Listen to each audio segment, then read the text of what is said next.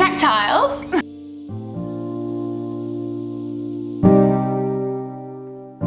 So we started doing Tic Tac Tiles in our kitchen. So we decided that this black backsplash was a bit too dark for what we wanted it to look like.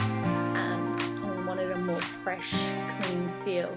So that's why we wanted to change it, but we went with the Tic Tac Tiles because it's such a super cost-effective, easy way to just change the look of something without having to like go in and actually like do real changes, because we don't really want to go in and then change anything else with the cabinetry. We just wanted to change the colour essentially.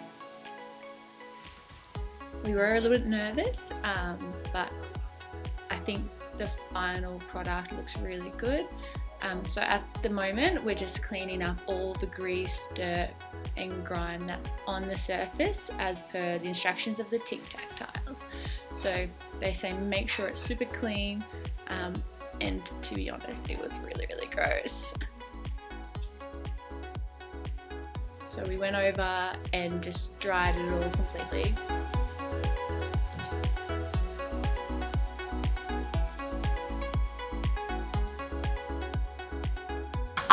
We're cutting them here, instructions. It says cut flush, and then you like go from that point on the wall. So we just freaked out a little bit that I didn't order enough, but apparently the calculations are fine and we should have enough. So I'm gonna cut this here and then we'll go from the left-hand side all through that way. Okay, so what I didn't really explain very well is that when they send you the Tic Tac Tiles, it comes in like a sheet, as you can see, with the little edges that overlap as it's like tiled out. So what happens is that one edge has the extra tile sticking out and the other edge is flat, and you stick one edge over the top of the flat edge. You'll see as we go. But to make it flush on the wall, you have to cut those off and kind of start from there. What I also found out this time was I don't think our cabinets are 100% straight, so things must have shifted over time, and I found it really difficult to get that first one down, and the third, and the fourth, and the fifth. But as you can see, I'm sticking those extra like little tabs across the other one because there's space to do it the way they've designed them. In the calculations, oh my gosh, so we didn't take into account that you have to overlay the tiles or like the sheets. So that is where we got stuck at the end and I actually have to order some more, which Tic Tac Tiles are really good about, and they actually offered me free shipping when I reordered, so that's really cool. But it was just a nightmare. Peeling these off is probably one of the hardest things. Yep, there we go. And then trying to get this sheet around the gas stove top was a nightmare.